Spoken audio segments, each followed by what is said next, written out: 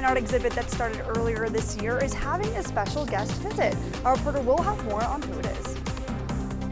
And we have information on who visited East Palestine and how residents of the town reacted.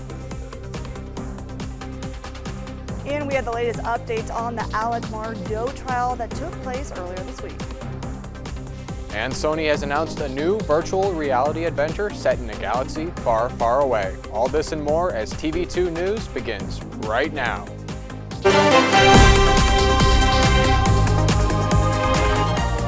This is TV2 News. Good Friday evening, Portage County, and thank you so much for joining us. I'm Gabby Jonas. And I'm Joe Malbin. We start tonight with an art exhibit in downtown Kent and a surprise guest visit tonight. TV2's reporter Abby Forbes is there live to tell us more about the exhibit. Hi, Abby. Hey guys, yeah, I'm here downtown at the Nexus Between the Roots exhibit in the gallery, and I've been learning a little bit about the art and the artists behind it all. Take a look. State School of Art Collection and Galleries are displaying their Nexus Between Roots exhibit at the KSU Downtown Gallery. The exhibit focuses on the colors, traditions, and culture of Mexico and how they are practiced throughout the world. It's mostly about ancestral lineage and how do we keep traditions alive and what we do take with us generationally.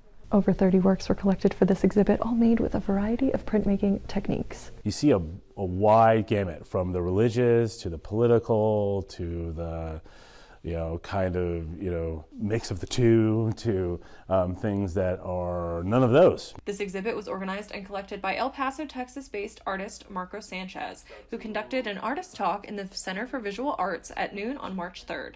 So today I'll be talking a bit about the people, experiences, and objects, and really anything that influences my studio practice. You get the idea of oh, okay, it's not just hey, it's a cool idea. This is really how many years, what's been building up to this, what's your thought process. A reception in the downtown gallery followed the artist talk where people got the unique experience of speaking directly with Marco Sanchez while viewing the exhibit. And the consensus about the exhibit was, if you haven't gone to the show, go see it. That's my advice.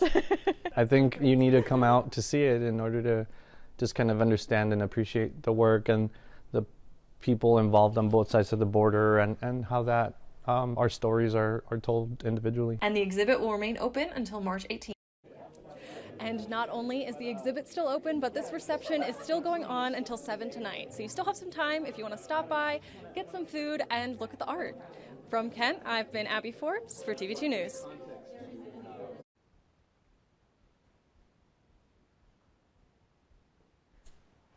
Thanks, Abby. Today marks 1 month since the East Palestine Trail derailment. TV2 News has kept up to date with the efforts to help with the community. Beginning our team coverage, our reporter Jacob Brooks attended the town hall meeting that took place last night.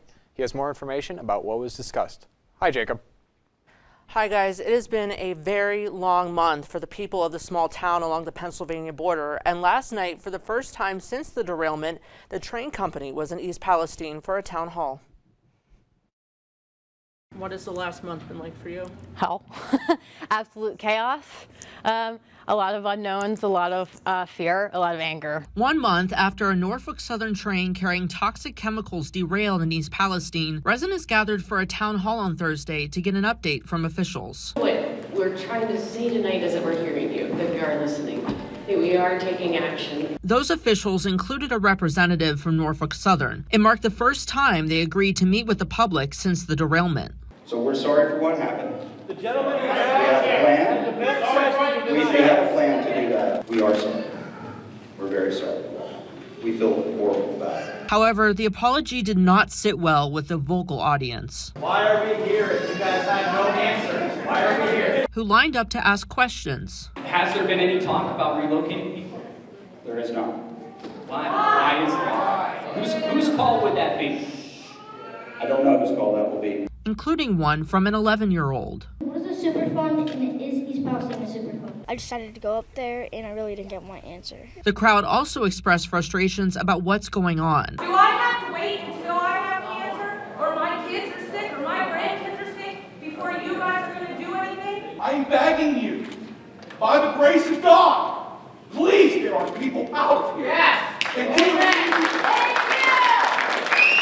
Frustrations that were also shared by the mayor. We're doing the best we can here. Okay. And by the way, just so everybody knows, I've tried to keep my cool and now I've lost it, and I apologize. Right. I'm a part-time mayor. I have to I feed know my that. family too.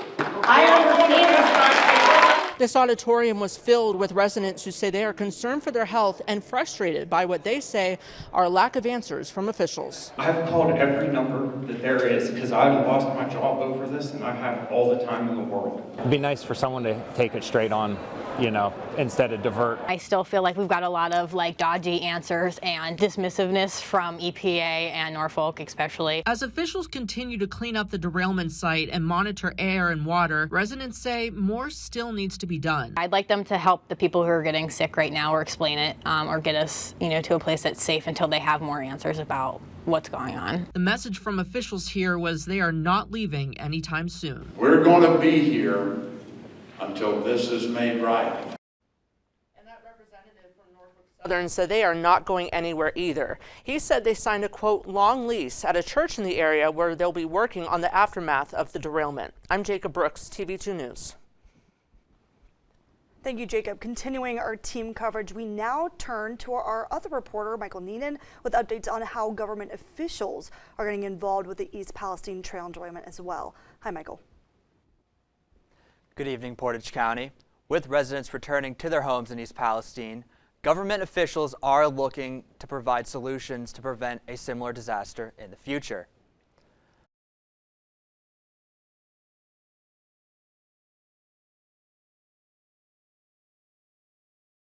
Biden was asked if he was planning on visiting the Northeast Ohio village, to which he responded that he would be doing so, quote, at some point. As of now, no details have been released regarding a presidential trip to East Palestine. Norfolk Southern will be removing the track and affected soil at the site of the train derailment. In a council meeting on Monday, the mayor of East Palestine, Trent Conaway, said that the company is supposed to begin removing the tracks on Sunday and will lay down a new track in its place. Conaway added that the village would like the tracks and soil removed as fast as possible, and the EPA will be inspecting the site. The Ohio Senate held its first hearing regarding the train derailment in East Palestine, hoping to find ways of preventing a similar disaster from occurring in the future. At the hearing, State Senator Michael Rowley said that the situation is not an easy fix and that the soil of East Palestine needs to be tested and monitored for years to come. That's all I have for today. For more updates on the situation in East Palestine, be sure to follow Kent Wired. I've been Michael Neenan. Stay safe, Portage County.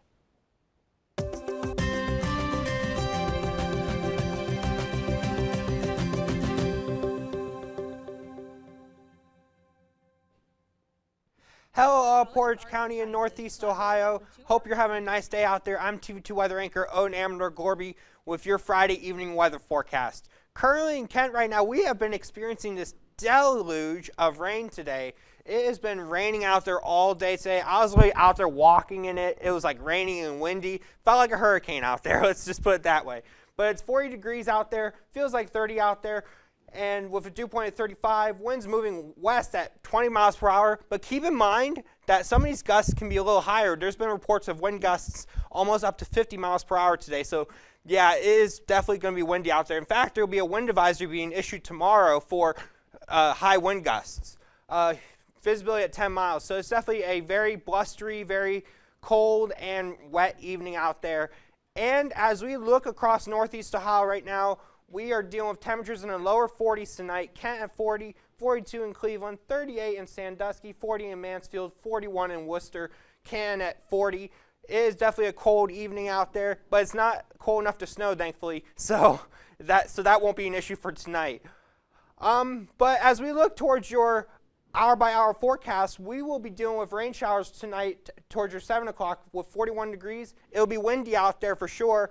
And towards your 9 o'clock, we will be dealing with the same thing, and your 11 o'clock. Rain showers all throughout tonight and probably into the morning hours tomorrow as well. That's all I have for now, folks. In my next update, I'll be talking about a drying up for your weekend. Back to you guys at the news desk.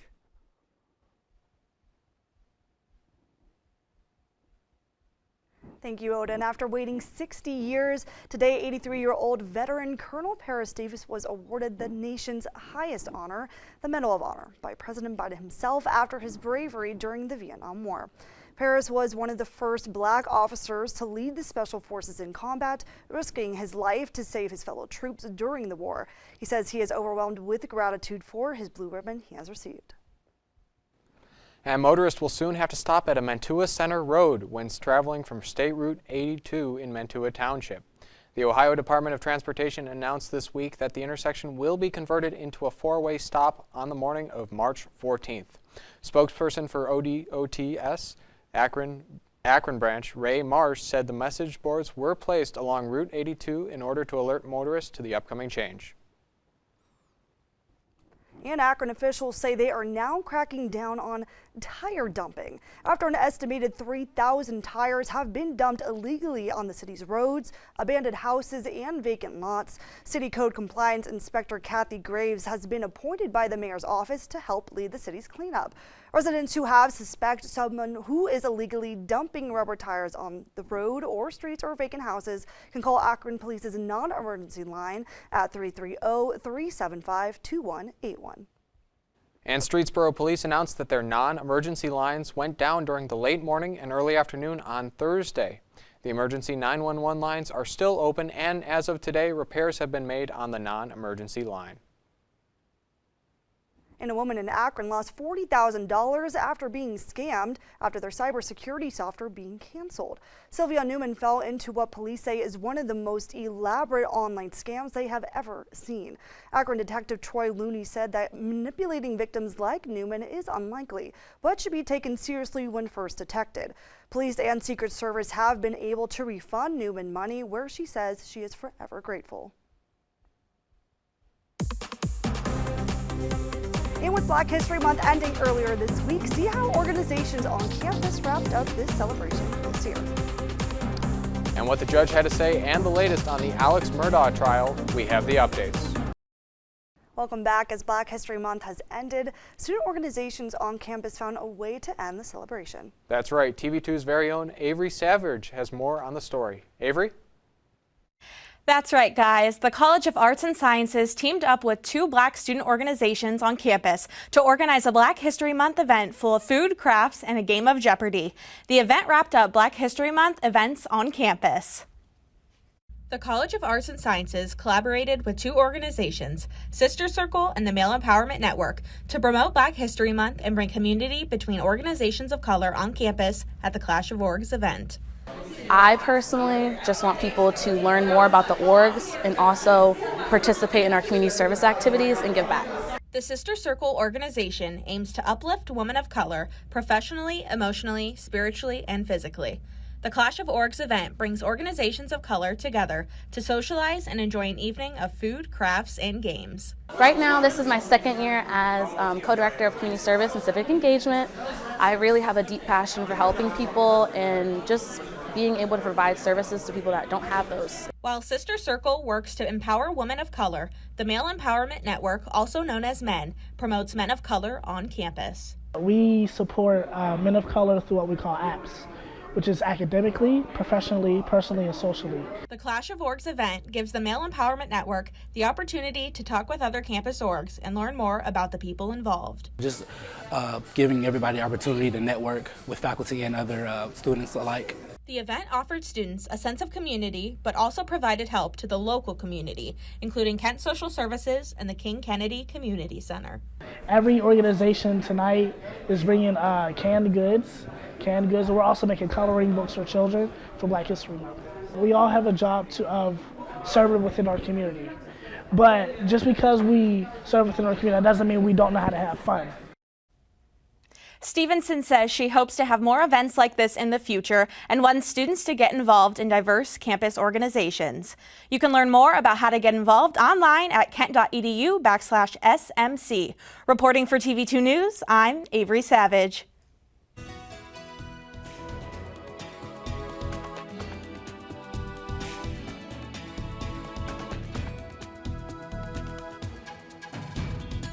A severe storm system made its way through the southern region of the United States on Thursday. Reports of tornadoes, wind, thunderstorms, and hail caused havoc in the area. Experts expect the storm system to move southeast this weekend into Tennessee and the Ohio Valley River. 60 million people are under a severe storm threat.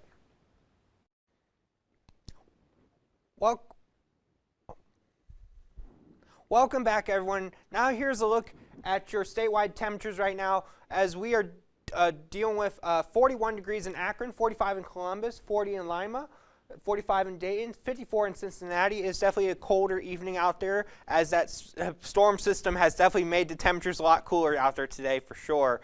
And as we look for your weekend forecast, we will be dealing with drying that will occur tomorrow. Tomorrow's forecast will be, we're calling for cloudy skies all throughout the day with a few flurries and snow showers possible, but it won't really be widespread, so don't take out those shovels. That won't be until next week. But as we look towards your Sunday forecast, it will be 50 degrees and cloudy as well, so it's going to mostly be a cloudy, dreary weekend out there, but at least that rain is going to be gone. Thank heavens for that. And let's look at your 7-day outlook. Let's talk about it, folks. We will be dealing with cloudy skies for your Saturday and Sunday with highs up almost hitting 50 towards your Sunday. But then those rain showers will start to come in towards your Monday of high 62. But then we will start to dry out again for your Tuesday and Wednesday, highs hitting 40 degrees. But then Thursday, we'll have cloudy skies. Now Friday, we will be watching for Friday because there's a potential for a winter storm to come in for Friday. So we'll be watching that one out for you towards next week. But that's all I have for you guys this evening. And as we look towards your live radar right now, anyway, that's all I have for you guys for this evening. That about wraps up my Friday evening weather forecast. Please stay dry and safe out there as you travel home tonight. Have a great dry weekend out there, everybody. Back to you guys at the news desk. Thanks, Odin. President Joe Biden's doctor announced today that a common form of skin cancer was removed from the president last month. Dr. Kevin O'Connor announced that it was a small lesion removed from his chest. O'Connor wrote in a letter that Biden would continue to receive further dermatological surveillance and no further treatment was required. All right, Mr. Murdaugh, I sentence you to the State Department of Corrections on each of the murder indictments in the murder of your wife, Maggie Murdaugh. I sentence you for the term of the rest of your natural life. For the murder of Paul Murdaugh, I sentence you to prison for murdering him for the rest of your natural life. Those sentences will run consecutive. Earlier today, former South Carolina lawyer Alex Murdaugh was found guilty and sentenced to life in prison without parole in the murder of his wife Maggie Murdaugh and Paul Murdaugh. Murdaugh faces 99 charges from 19 grand jury indictments over various crimes such as illegally defrauding clients and his former law firm of $9 million.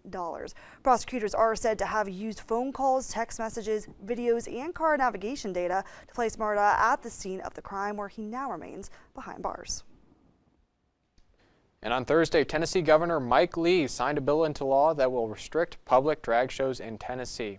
In doing so, Tennessee becomes the first state to restrict public drag shows. The Senate passed the bill to limit adult cabaret performances on public property. The goal is to shield children from inappropriate content defined by the bill as exotic dancers, strippers, impersonators who provide entertainment that appeals to prevent interest or similar entertainers. And Prince Harry and Meghan Markle have been asked to vacate the residence granted to them by the former Queen Elizabeth II. According to the British newspaper The Sun, the former Duke and Duchess of Sussex were asked to leave after Harry's memoir Spare, discussing criticisms against the royal family, was released to the public. The property now to the prince is given to the Prince Andrew and King Charles III's brothers. And a vital bridge in the Ukraine was blown up by Russian forces. The bridge, which connected the cities of Bakhmut to Kromov, was the last main supply route from Bakhmut to Chasiv and was hit by a Russian missile, leaving a large crater. Ukraine will now have to rely on dirt roads for supply and evacuation in and out of Bakhmut. And concern is growing in Iran after reports emerged that hundreds of schoolgirls have been poisoned across the country in recent months. After protests led by women demonstrating against the country's repressive conduct and clothing laws, the Minister of Education in Iran has said that most of the cases were caused by rumor and there is no problem. The targeted attacks on the girls are thought to be due to women attending school. And liquid albuterol has been increasingly hard to find, and it's about to get even harder.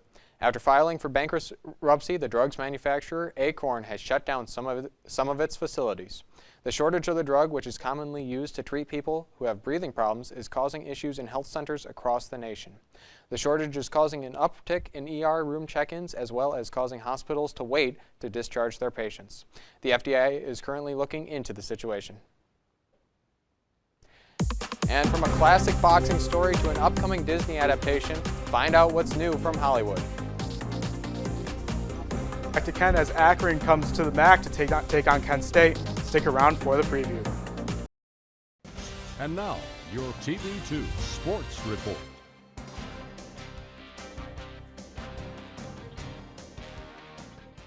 Good evening, Portage County. I'm Nico Crespo with your Friday night sports report. The biggest rivalry in the MAC Conference comes to Kent State as the visiting Akron Zips take on the Golden Flashes at 6 p.m. in the MAC Center. Akron has had the upper hand in the fierce rivalry after taking the MAC championship last year and the game just a couple weeks ago where Kent fell to Akron by the score of 67-55. Kent State, ranked second in the MAC standings, need these type of victories that will get them to the top of the MAC Conference. Right behind them is Akron, ranked third. Akron is looking to sweep the season series against Kent State, behind leading scorer Xavier Castaneda. Look for the Flashes to fight for victory tonight on ESPNU. Sticking with Kent State basketball, the women's Golden Flashes fell to Toledo by the score of 64-60. Kent State would fall to 19-9 overall and 11-6 in the conference and is in fourth place in the MAC Conference. Toledo continues their hold on the MAC Conference's first seed by improving to 15-2 in the conference. Senior Katie Shoemate led the Flashes in all offensive statistical categories as she had 19 points, 8 rebounds, and 2 assists. The women's Flashes look to end the regular season on a high note when they take on the Northern Illinois Huskies tomorrow at 2 p.m. on ESPN3. And the Mavericks look to get back in the win column as the 76ers come into Dallas. Let's get straight to the highlights. We pick it up in the first quarter. Harden with behind the back pass and nails the jumper. Luka with the ball pulls up from behind the arc and hits the three exactly in the bottom of the net. Harden, being defended closely, steps back and hits the three into the defender's face. Luka facilitating and finds Kyrie coming off the screen for the wide open three. You're going to be seeing a lot of threes in this game, folks. Sixers on the fast break. Harden with another behind the back pass to Joel Embiid with the slam. Luka coming off the screen, step back in the defender's face. We got Kyrie off the screen, splits the defenders, takes a bump, and gets the foul. Mavs up big. Luka steps back and hits the three in front of Joel Embiid's face this time. Sixers on the run. DeAnthony Melton gets the and one. And then Kyrie with the shot drops 40. Luka drops 42 as the Mavs go on to win 133-126. That's all I have for tonight. For updates on tonight's game and more on Kent State Athletics, follow at TV2 KSU Sports on Twitter. I've been Nico Crespo. Have a good night. In a new game far, far away, see how Sony is getting fans excited about this new VR game.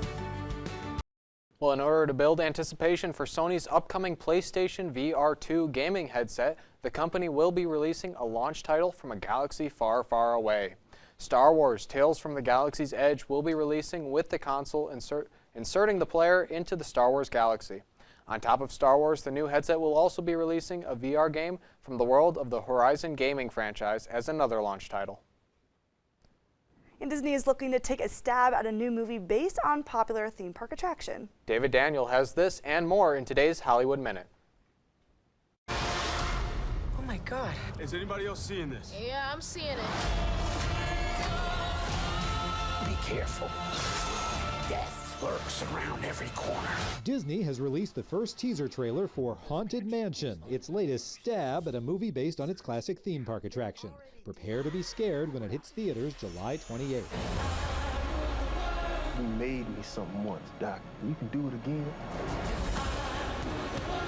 It is my destiny to win the heavyweight championship belt again. Getting into shape for Big George Foreman, the miraculous story of the once and future heavyweight champion of the world, opening April 28th, was different for Chris Davis than for most big screen boxers. I didn't wear a ball cap. I cut my hair. I did gain weight, and I gained all the weight myself. Ate 7,000 calories a day to gain the weight. Yeah, 50 pounds in 5 weeks. My name is Abby Jackson, and I'm 15 years old. I've been studying this space since I was 8. The whole reef will be gone. We'll see about that. Blueback is about protecting the environment and family relationships. Mia Wasikowska, Radha Mitchell, Eric Bana, and Ilsa Fogg star in the Australian drama based on the Tim Winton novel.